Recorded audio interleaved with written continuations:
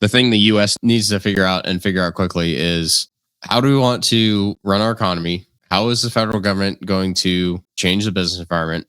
How are things going to change for the better of the people? Because if they don't change, next 5 or 10 years are going to be ugly. I understand like the burn it down mentality, right? I've kind of called it fix it politics in the past, where it's just like, look, I don't care how you do it. I don't care if it's legal, if you have due process. There are certain people that need to hang. I'm not advocating vigilante justice, but I think that's where we're headed if we don't see the current system start to correct itself, right? Because if the judges are crooked enough to let some of these people off, if there's no punishment allowed for certain groups of people, then you're going to see people that start to take things into their own hands, right?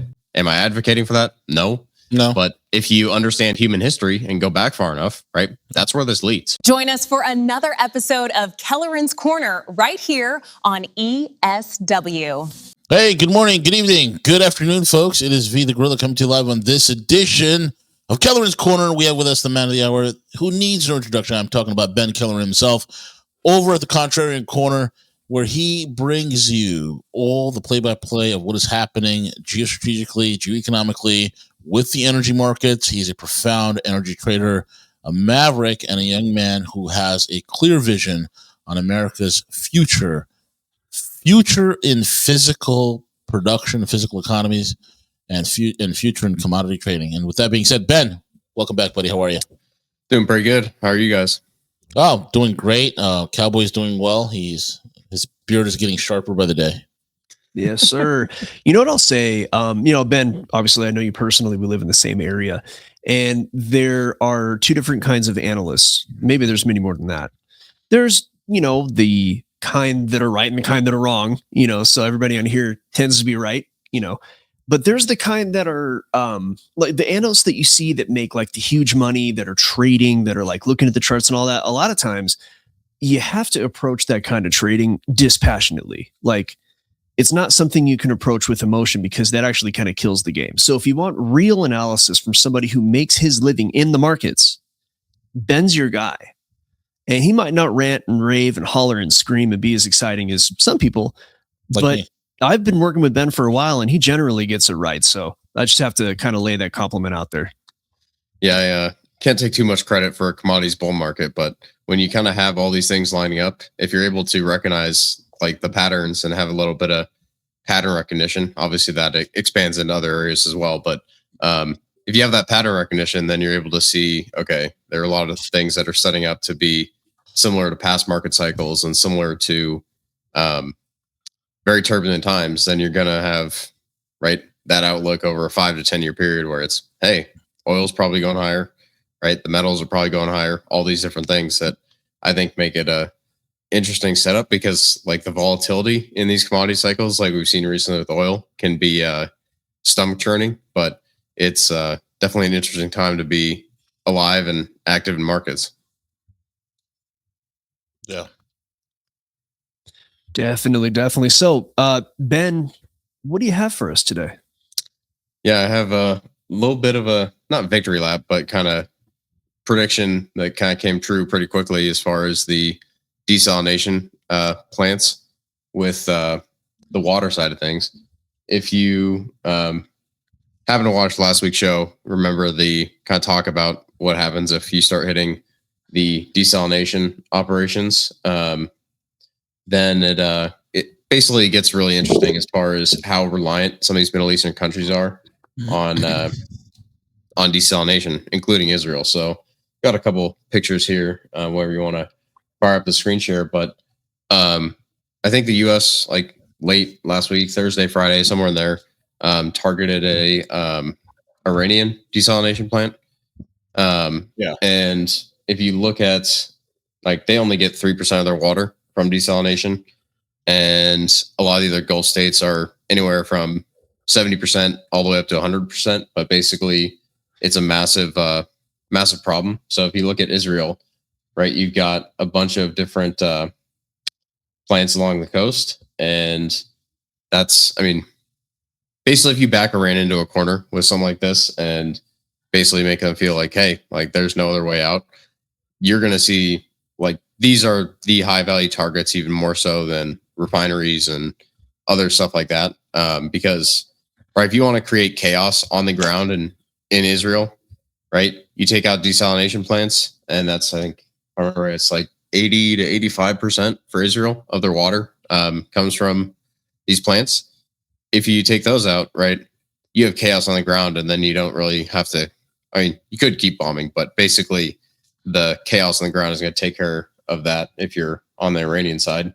And if you look at the look kind of the locations across the Middle East, right? This is kind of outside of Israel, obviously, but you've got basically a string along the coast, and like these are big operations too. Like there's if you go into the like technological side of these things, they're like very impressive, but it's also a huge bottleneck if you don't have any aquifer or you don't have any other water sources. Then right, it's not like you can like fire up a new plant quickly. And right, there's also other things to consider where it's right, if you actually target some of these, that creates a whole bunch of different problems. So the this is more on the straight side of things, where you see Qatar, Bahrain.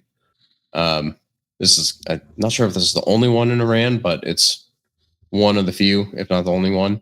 But because they're kind of mountainous terrain and what they have, they're not as reliant on that for water. So with all that said, I think there's a lot of potential for that side of things to get worse if the U.S. and Israel don't start to pull back a bit. But it'll be interesting to see, because that's like, if you want to see real chaos, right? It's been crazy the last couple of weeks to see what happens in markets and all this other stuff. But as far as like chaos on the ground, right? If you start seeing water being an issue, that's a whole nother ball game, right? Because it's something that happens very quickly instead of just kind of these drawn out conflicts where it's okay, there's bombs and other stuff going off, but most people can kind of keep on keeping on. But right, if you have no water, right, that affects literally everyone top to bottom. Yeah. Oh yeah, that's, people start killing each other over water. Like, it doesn't matter how tight you are with your neighbor, you're going to make sure your kids get water, right? Yep. Yeah. The other thing I highlighted too in this post over the weekend was that, for everyone familiar with like the defense surface to air missiles, the THAAD batteries is what they're called. Like there's only 8 of them in the world, and 4 of those have been destroyed. And I saw this morning, I don't have a link to this tweet, but apparently they've been cannibalizing parts from the THAAD batteries that are in, was it South Korea and Japan? There's somewhere in Asia, right? So they're pulling parts from Asia, or potentially replacing the operations that were destroyed in the Middle East with, so we're basically pulling some of those from other theaters. So that'll be, but that's the high altitude one. I mean, V, do those even work that well? No. No. None of them work well at all. THAAD, David's sling, Johnny's jockstrap. None of these things work well at all. Okay. Yeah. Well, like the Iron Dome definitely doesn't do what they advertise. But Iron Dome was designed to take out like Katushka rockets that are like made from like PVC piping. I mean they fly too high. The trajectory is just straight, easy to track. It's a piece of junk. And then the Patriot. I mean, think about this. Think about if you're Taiwan right now and you just placed an order for all these Patriot PAC-3 missiles, and you're just like, what the hell did we just do?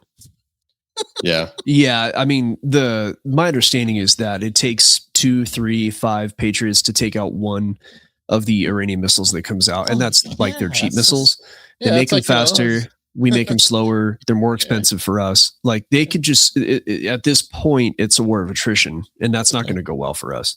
No, especially we were spending $2 billion a day doing this bullshit. It's incredible. $2 billion. We used to just give Israel like 3 or 4, $5 billion a year. Now we're, now we're basically giving Israel several billion a day. And here's the thing: we always say that we're giving them like $3, $5, or $7 billion a year.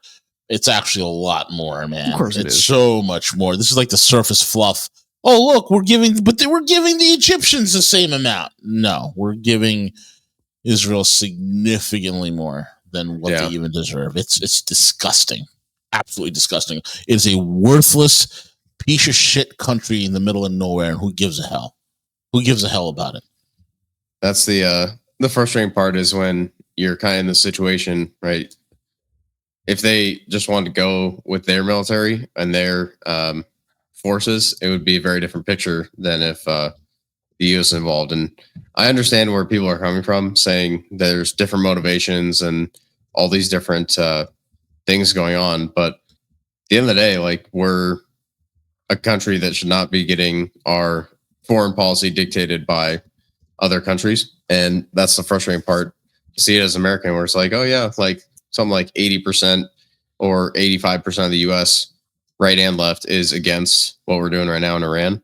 But that doesn't seem to make it up the chain to the political level. So that's kind of one of the things I was talking about. I did a podcast yesterday with Moritz Bierling, and he kind of laid out some of the different competing elite factions and some of the different pieces that are interesting to think about, because you've got all these, like, basically you have a lot of things changing as far as, right, current events and different things where people are very frustrated with the way things are going, but most people don't really have a positive view on here's what we should be building, or here's how the system should be. It's all right, let's burn it down because this system sucks, but there's no vision of what comes next. And I think that's one of the things to kind of think about, like, if you zoom out a bit and say, hey, like, where do we want the country to go? What should the West build? And how do we get there? Right. I think that's one of the interesting pieces that, I'm very optimistic on the West long term, and specifically the US. But until we start getting people in charge or with significant influence that have a very different view on the world, right, we're going to kind of continue down this path that we've set for the last 20, 30, 40 years. What do you think of the concept that everybody has a plan until they get punched in the mouth? No plan survives the, point of first contact. So we can make all the plans we want to make about what it's going to look like in the future, but until the current system is taken down, none of those plans really matter. And at this point, and I know this is going to be maybe something I shouldn't admit online, but I'm starting to become very I'm having accelerationist tendencies. It doesn't mean I'm an accelerationist, but the current system, and we're being ruled by another country, our foreign policy is being dictated by another country. We have dual citizens from a particular country that run like everything in our government, right? Yeah. Mm-hmm. So until we excise that problem, I don't care what kind of plans you make. That problem's never going to go away. Yeah, I think it's one of those things where I understand, like, the burn it down mentality, right? I've kind of called it fix it politics in the past, where it's just like, look, I don't care how you do it. I don't care if it's legal, if you have due process or any of this other stuff. Like, there are certain people that need to hang, and it's not just like the... And you mean hang their heads in shame, right? Right. You're not advocating violence. We don't do that here. Well, that's the thing, is I'm not advocating vigilante justice, but I think that's where we're headed if we don't see the kind of current system start to correct itself, right? Because if the judges are crooked enough to let some of these people off, if there's no punishment allowed for certain groups of people, then you're going to see people that start to take things into their own hands, right? Am I advocating for that? No. But if you understand human history and go back far enough, right, that's where this leads, right? Yes, it's a natural progression. Yeah. It's the inevitable outcome. Yep. And the thing is, when you kind of look at how systems change, and actually just started watching the TV show The Expanse again. I don't know if you guys me too, dude. I'm on season 3. I'm reading the book. Okay. Where are you at in the show? Oh, I've seen it before, but I'm on like halfway through season 1. So it's one of those things. You like it? Oh, it's one of the as far as the sci-fi side of things, it's one of the best like series that I've seen. For sure. The aesthetic is amazing.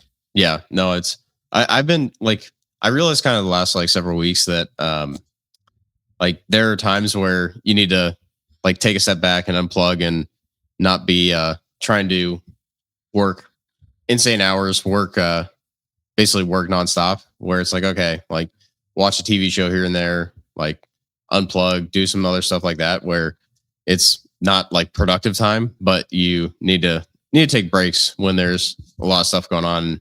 Right, there's nothing I can do about my view on what's going on in Israel or Iran, so it's not worth stressing out about it over like for 24 hours a day. So I watched got a couple series that I am going through right now, but working on that one right now. The other one I just finished up was Last Kingdom. I don't know if you guys have seen that on It's Netflix. a great show.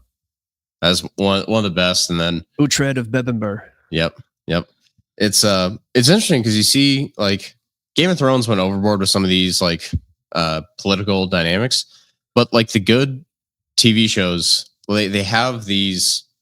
Right, it's not just like action flicks or drama. There's actually the political and I guess the kind of game of kings, if you want to call it that, where there's different power groups and different influences, and you see how individuals interact in kind of those systems.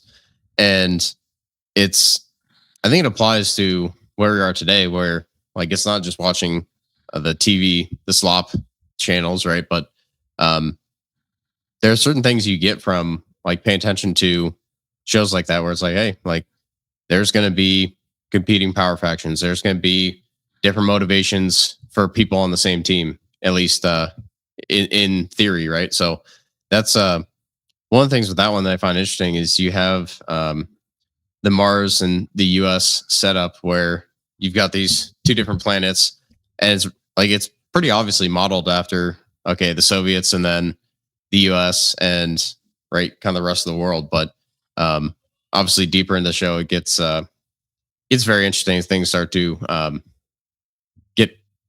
technology and all these other things start to develop. But it's one of the shows I definitely recommend as far as kind of opening up how your mind thinks about some of these things. So we'll kind of see where all that stuff goes. I think that with some of the technology and the advancements, I think we're going to see that. I think it basically opens up space and some of the other frontiers that have not been available, or at least not with technology that is outside of the black budget, right? I think we're going to see those technologies start to come to the surface, which I think opens up a pretty interesting setup for the next, not just like 20, 30 years, but like 100, 200 years. So I think it'll be interesting to see. I'm not sure if we'll have like a multi-planetary civilization or whatever, but I think it's definitely interesting to think about, right? It's thought-provoking. You kind of think about where it goes.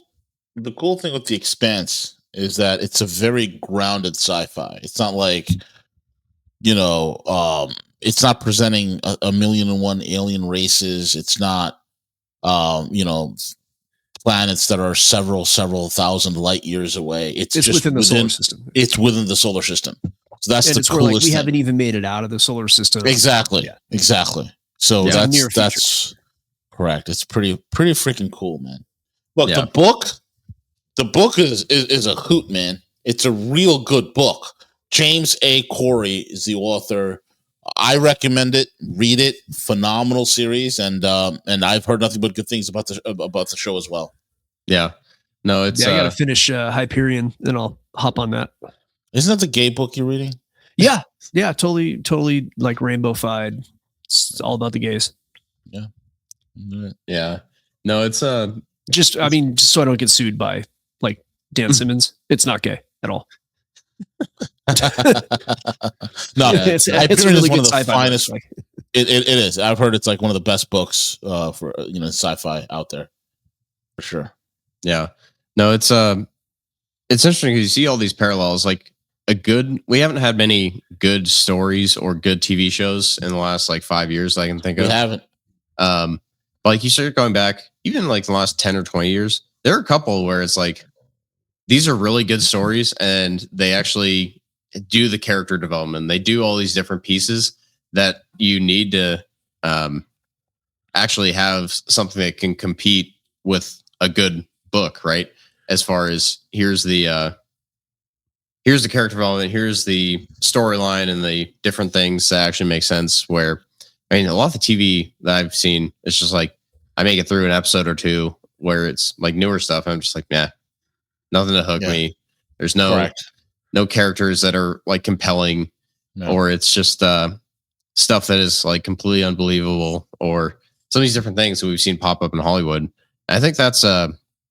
There's been lots of AI slop content, but I think we are going to see a new kind of media environment similar to what we've seen happen in Substack and podcasts and the kind of news and kind of markets side of things, where independent content creators can basically pop up and compete with like the biggest guys. But I think that's probably coming for like the movie and TV industry as well. So people complain about the consolidation that's happened. Like, I'm sure you guys have seen that basically one family owns 40% of the US like news networks or something. You refer to the Ellisons? I mean, we've had Paramount just bought Warner Brothers, Yeah. Which is Ellison, Warner who also Brothers has TikTok. Yeah, exactly. And they Paramount buying Warner Brothers. Warner Brothers owns HBO Max. They own DC. They own quite a bunch of properties. Lord of the Rings. So it's crazy. Yeah.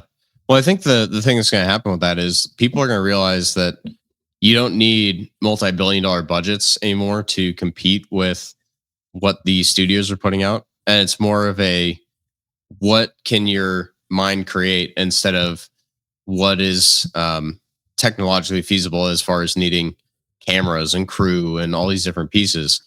And that's where I think I think it's going to be similar to other kind of consolidation cycles where it's like all the big guys overspend, something new comes in, disrupts it, and then they realize, oh, we shouldn't have spent whatever the number is, was like 10 billion on, I could be totally off on the Warner Brothers acquisition, the Paramount thing, but this is a lot of money. 52 billion, I think it was.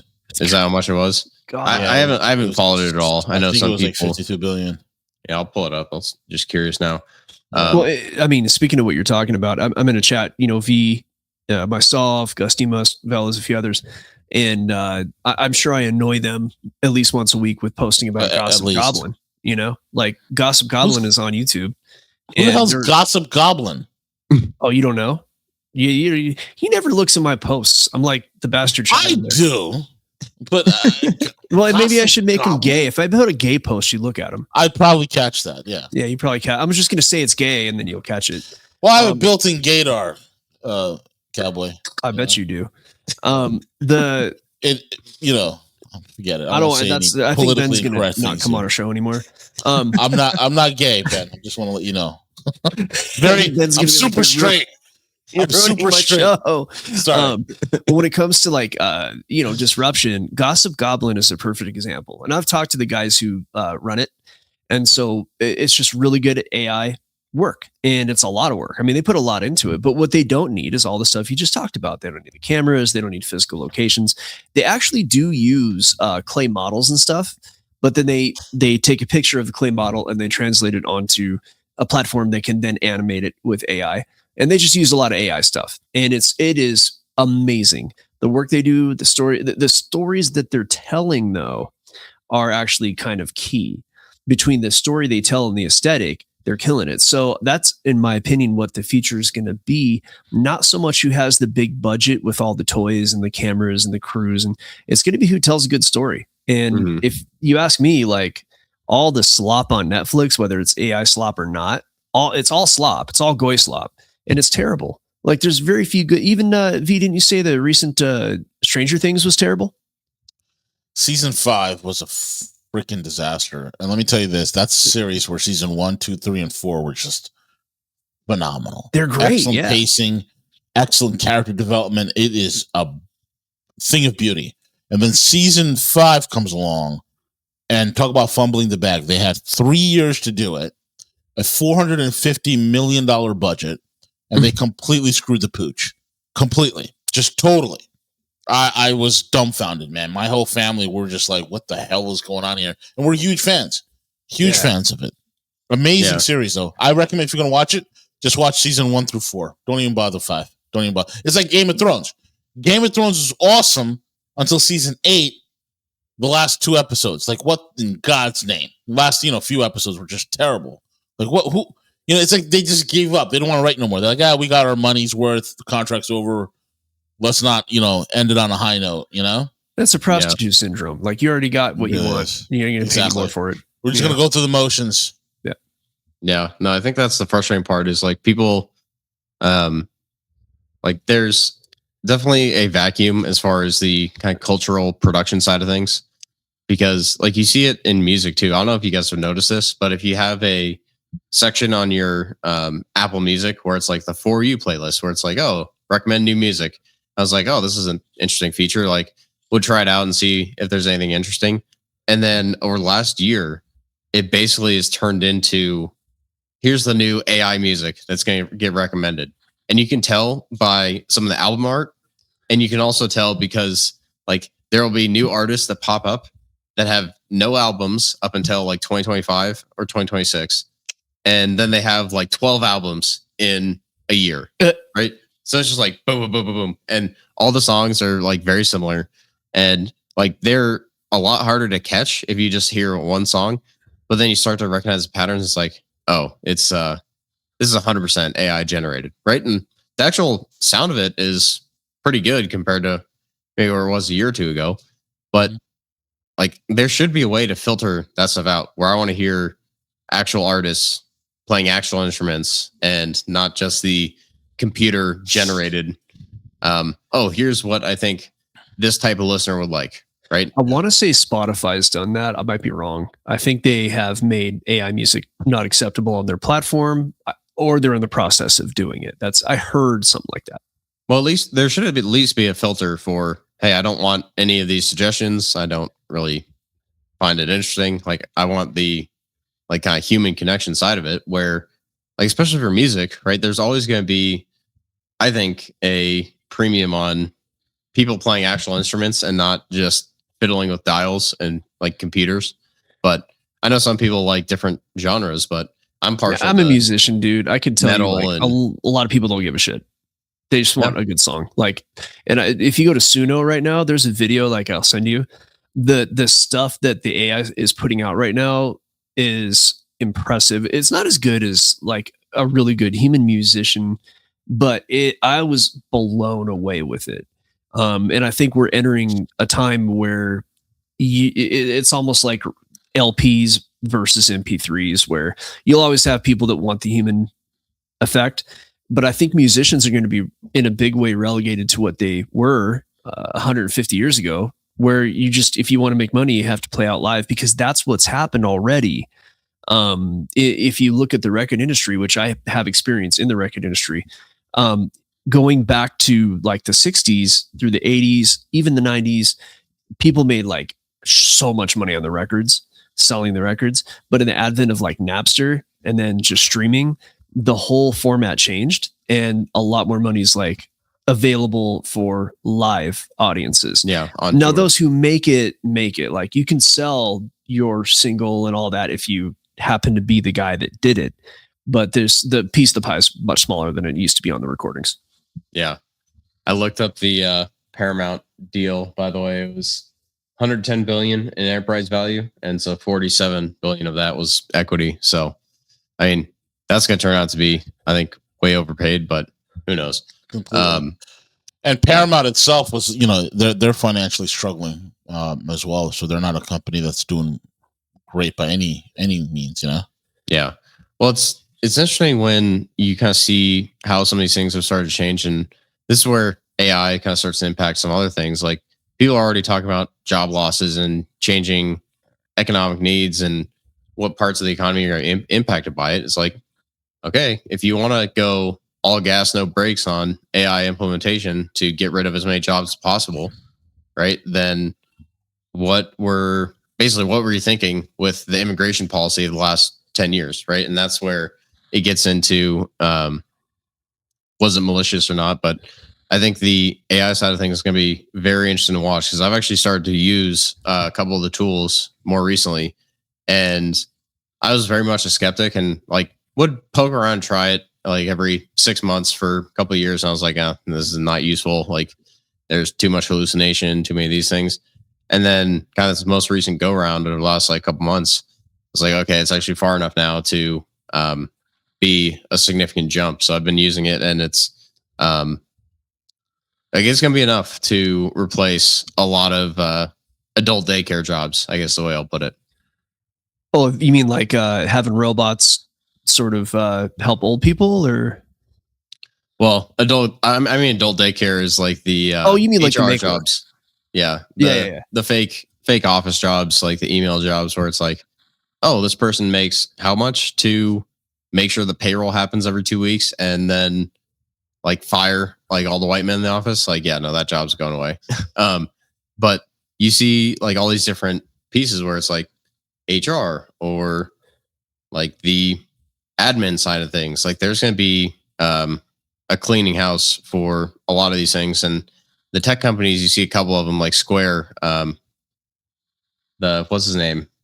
The CEO, Jack Square Dorsey. Jack Dorsey. Yeah, Jack Dorsey. He basically fired 40% of his staff and announced it by a tweet. So, yeah, definitely an interesting way to go about it. But I think you're going to see that kind of happen for a lot of the tech sector first, and then as people realize, hey, this is a tool that can be used, then there's going to be kind of a reshuffling. So, where that leads as far as economic growth, be interesting to see. But again, like, I don't know, like people talk about AI as some sort of holy grail or these language learning models. It's like, well, no, they have their use, but are they going to be, are they going to be something that's economic for like the tech companies? I don't know. Like, China seems to take a very different approach on their implementation, where it's how do we use it to build more stuff, and the West has basically used it and trying to implement it as how do we use this to fire people. I know, right? The contrast is incredible. Yeah, I was just gonna say, I was gonna tell you a lot of the difference between us and them. And it shows you who's really running who's running us. You know, I see in the comments like every so often, someone who's maybe doesn't follow us or whatever is like, "Oh, you trust what China says?" Like, you're a dumb fuck. There's just so many like one-dimensional thinkers. I responded to it like last time, like, look, I don't trust everything that anybody says. Correct. You know, I take it all for what it's worth. And the person that usually tells you that is the person that trusts the plan. That guy definitely is sleeping in his MAGA hat. But what I said was like, look, I don't trust everything that anybody says, but there's basically, I think what I was saying, like, there's a little thing called nuance. And we're not some basic bitch political channel where it's like China bad. No, is China perfect? No, like, not at all. No one's perfect, but just, I just think right now in the world in general, nuance is completely lost on a lot of people. I think the IQs are like slowly flowing into the AI away from the humans. Pretty bad right now. I think there's going to be certain things that don't change on the human perspective, where if you use the AI in a certain fashion, it's going to be an amplifier for what like high IQ people can do. But for a lot of people, it's going to turn into, how does this basically take over for the thinking process, right? And that's, I think, where the problems start. But I think to your point on China, I think there's what they've kind of shown is that their system, as far as having the political body cooperating for the most part with the business environment, business and industry, that kind of leads to what has been a very good economic period, right? It also creates some distortions, like we've seen in real estate, where if you don't have some brakes on some of these things, it can get out like of control. But right, if you have it where it's, hey, we're going to make the business environment a generally good place to operate, and we're going to have cooperation on you can actually build things here and create new industries and compete, then you kind of get where that feeds on itself in 5, 10, 15 years, things can change a lot. So I think that's where the US has to go as far as having the federal government and the state governments that are a lot more cooperative with businesses, especially the businesses that are trying to build real products and real goods. Just because, like, if you look at the large infrastructure projects and you look at some of these other things where you would try and build something big here in the US, right? Takes 10, 20, 30 years, right? There's the Resolution copper mine in Arizona that's been basically kicked around, dragged through permitting, legal fights, all this other shit for like 30 years, right? And so while like that's wasting time and someone's trying to get that into production, right? There's a copper shortage. There's all these things where it's like, look, we need to have a business environment that makes sense. And I think it can be done. It's just, you're not going to be able to let environmentalists and lawyers and all these different types like basically have their way with public policy, right? So that's kind of the problem that we have to face. And is it going to be like something where we go back to where it was 100 years ago, where there's no environmental regulations and no controls on that stuff? Like, I don't think so. But should it take years and years and years for environmental studies and reviews and permitting and legal, right? Should Greenpeace be able to sue your project just because they don't like you? No, right? There needs to be some sort of, basically some sort of way to say, yeah, no, we're throwing that lawsuit out. It's frivolous. Because that's, right? That's how these guys win, is the punishment is the process, right? It has nothing to do with that, like the facts of the case for a lot of these lawsuits. So, that's just kind of a ramble on what we've been talking about. But I think the U.S. like business environment has a chance to get a lot better in the next 5 or 10 years. And if it doesn't, then things could get pretty ugly. So that's the I kind of and V, correct me on this one, but like historically, you'll get where things kind of tighten down on the environmental side or what have you, maybe the tax side, and then they kind of let loose for a little while to let things grow on their own, and then they clamp back down after a while. And I don't know, does that sound about right? Like, do you guys think that we're in maybe a little bit of a loosening cycle the last couple of years, and then we'll get into either more loosening or like, where do you guys see it right now from that dialectic? Loosening and tightening? As far as like the restrictions on trade, like, or environmental restrictions, or, for example, we're definitely loosening. We have to. It's the only way forward. It's the only way forward out of this. It's been basically post World War II. We had 10 or 20 years where we could build like big projects and whatnot.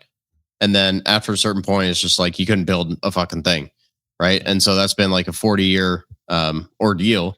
And so I'm not saying it's going to be 40 years in the other direction, because I think a lot of the regulations and the shit that's happened, like that can be undone like quickly. Right. And then it's just a matter of actually building up the capacity we're going to need. Right. I think it's not a challenge of can it be done? It's a challenge of, is the political will there? Right. And so I think the loosening is probably going to get to a point where, okay, here's what we need to do for military and supply chain reasons and all these different things. I'm not sure it has to really tighten again too much, because like we obviously overcorrected, allowing some of the most insane like climate environmentalist types basically having them dictate policy for a lot of this stuff, where it's just, you can't have a functioning civilization if you let the environmentalist types that like basically look at this stuff as, okay, we can't have any growth, we can't have any production of these things, we can't have any industries that are not like vegan or completely or organic, or like basically the granola type nut, basically the crazy green types, where there can't be any production of things, there can't be any right, eat the bugs industries. You can't have red meat because of cow farts. Like, the way I look at that is, I mean, say what you want about whatever plan trusting. The public is very unhappy with the administration right now over Iran. And, Yeah. you know, V said it, and I didn't want to hear it at first, but we're probably going to have a blue wave. And I know no one wants to hear that. And I know Tom Luongo is going to yell at me for saying it, but we're probably going to have a blue wave. I mean, that's just it. And so, in my opinion, this environmental stuff is like 20% idealics. The environmental stuff is 20% idealistic and about 80% grift, if not 90 or 100% grift, where they just take the law, use it to push money in a given direction, extract money from that flow, and simultaneously use that to compress our development as a nation and a people. That's the way I see the EPA and the environment. There's a little bits of things like, okay, yeah, we're not, dumping radioactive waste in the rivers. That's great. Okay, I agree. But at the same time, I think the EPA is overused extractively and suppressively in our population.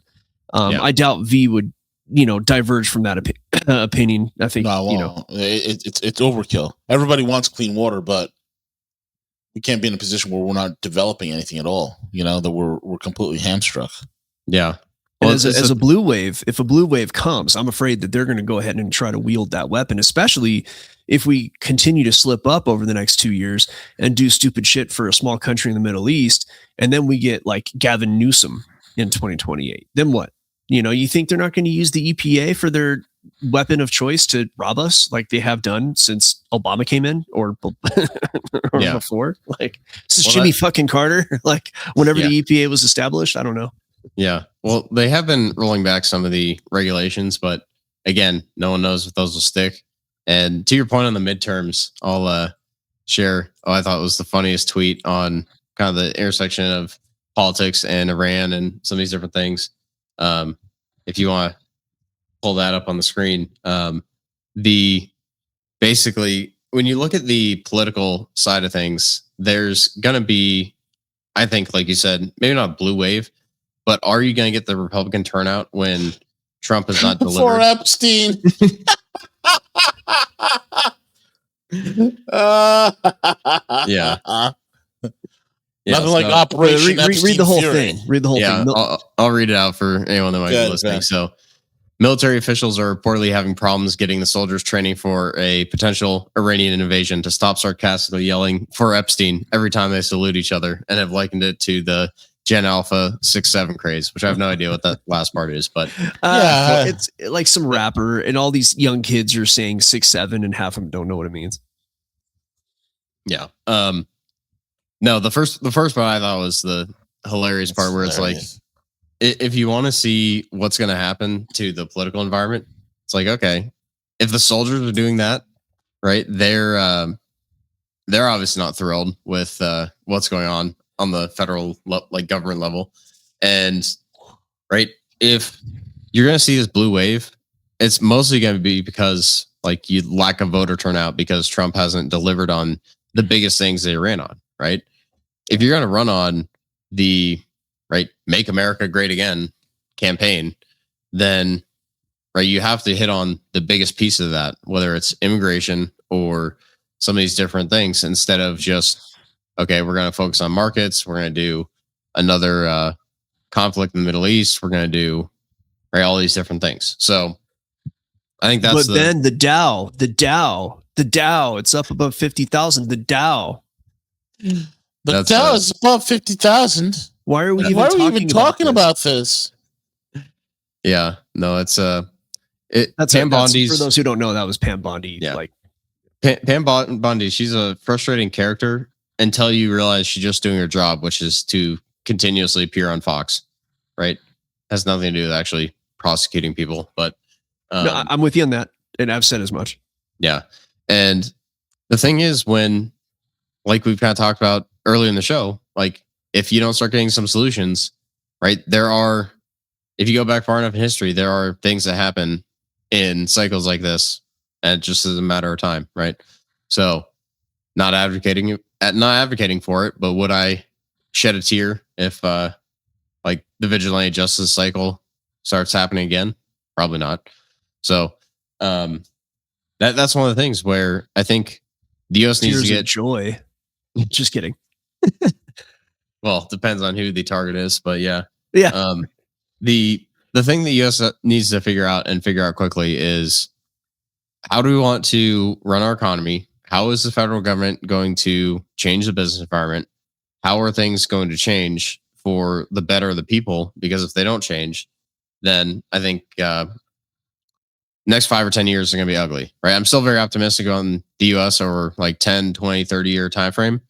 But from here until the end of the decade, I think it could be a mess.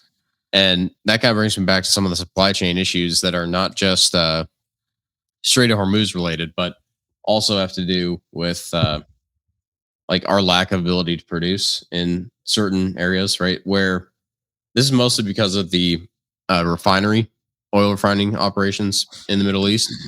But because you have like the refining capacity and the oil production there that they do, right? They're basically a quarter of global sulfur production.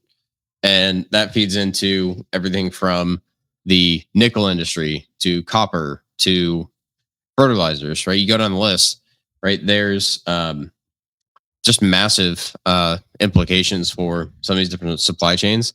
And if the U.S. doesn't address it here locally and at least start to do some of that stuff, right? That's going to have impacts that you can't, right? There's no amount of AI coding that can fix a physical supply chain problem overnight, right? You can come up with an idea, but can you implement it immediately? No, it takes years, right? So the best time to address some of these problems was 20 years ago, right? The next best time is basically today, right? So you have to start somewhere.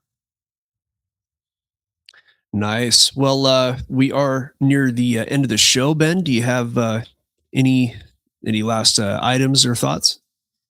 Yeah, I mean, we can jump into a couple quick pieces that I thought were interesting, but as far as markets go, I figured, I figured it would make sense to get into the market side of things to wrap up real quick. Obviously, like the big news this week was what's going on with the oil, right? And if you zoom out and look at the size of this bar, I don't know if we've ever had a single day bar like that ever, right? And so it's I think the increasing volatility in things you've seen like gold and silver, where you have single day moves that are basically not possible without severe market manipulation or games being played, is the short version. That's not a sign of healthy markets. But do I think oil is more likely to live up here than it is at the mid 60s level? Like, probably. It just depends on, right, obviously the geopolitical side for a bit and what the actual supply chain impacts of what is like all this stuff happening, like how that plays into it. So one last thing that I'll talk about, if you get a like seizure of Karg Island, or this is basically the island where Iran exports 90 to 95% of their oil. If you get the US taking that, or that island goes down, right, that's where all bets are off on how high oil could go, right? Because that's where the infrastructure mainly is for their exports. And right, that's right, you start pulling that kind of supply off the market like permanently, that is that creates problems that's not getting solved by 100 a barrel, 110, 120 a barrel. So for anyone looking at this stuff, like, I would be very cautious and keep an eye on like how that plays out.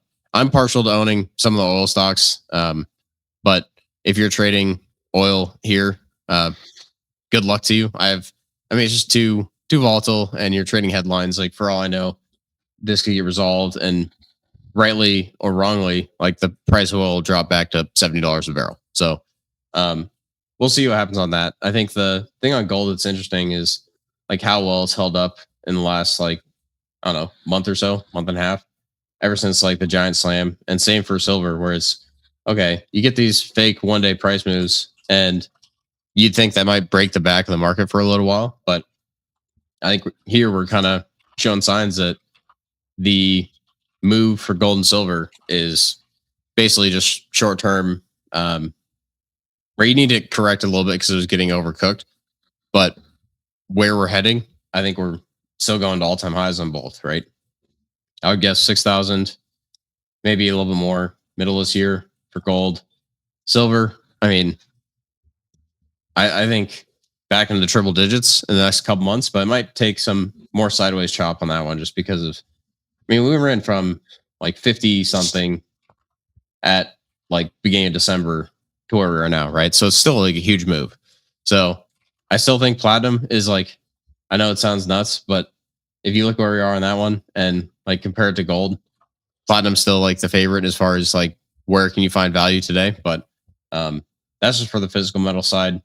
Some of the nickel and copper stocks I think are very interesting at current prices, but that's kind of what's top of mind. I know some people like uranium and some of the other stuff, but if you kind of look at where things are headed, like if you're trying to pull money out of the system and preserve wealth, I think platinum at like 2,000, 2,200 an ounce is a very good price. And if you kind of do the math on where that's probably headed over the next 5-10 years, like I would say well in excess of 10,000 an ounce. So I don't know if you guys have any thoughts on those kind of different spots, but that's where I'd be looking if you have like a value investing tilt to what you're doing.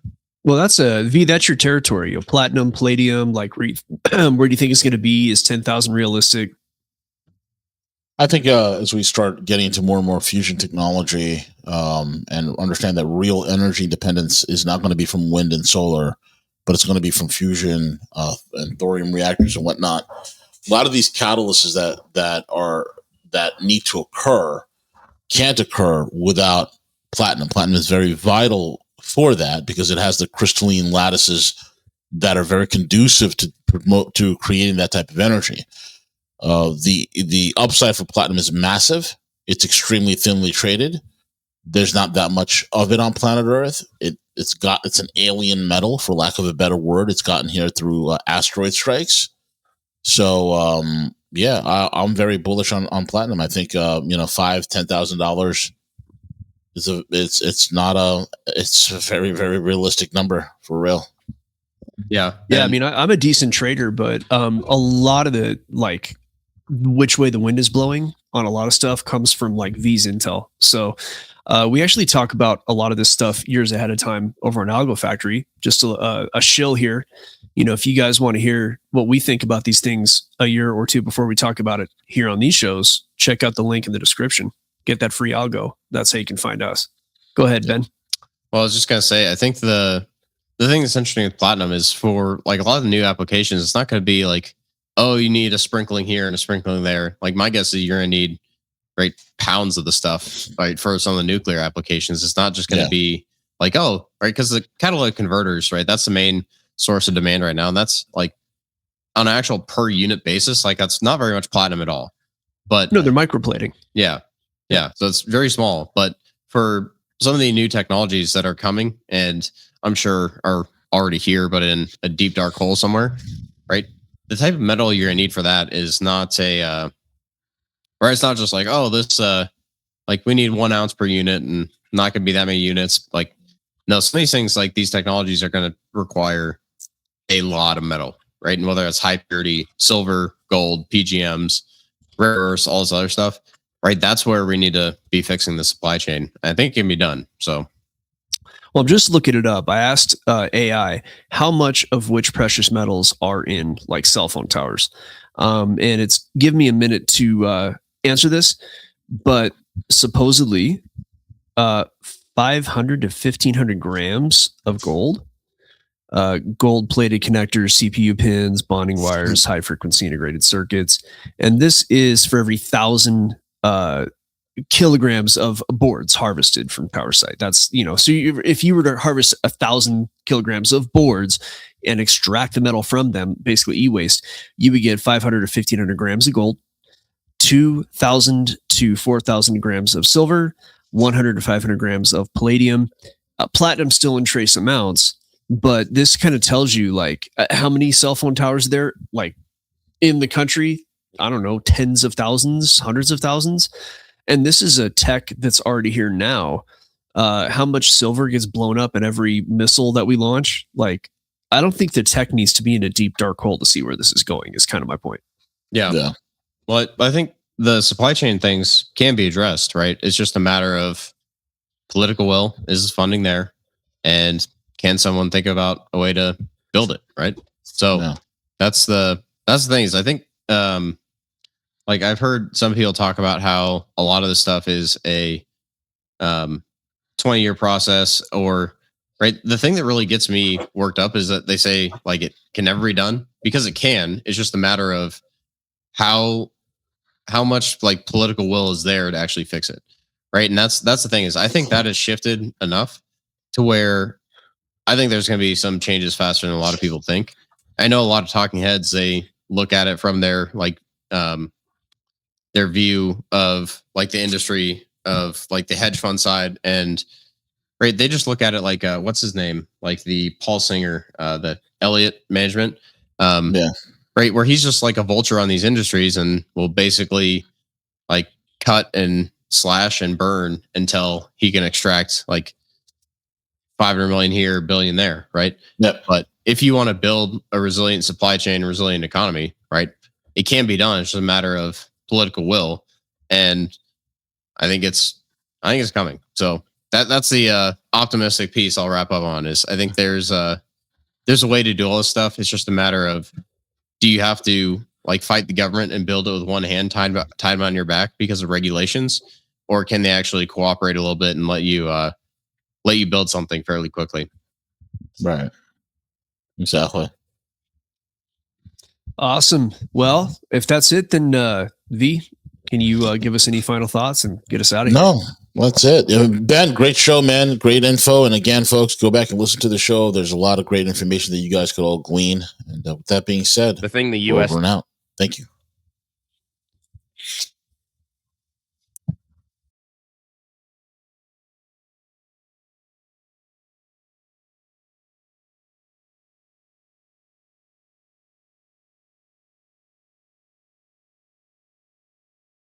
called it fix it politics in the past.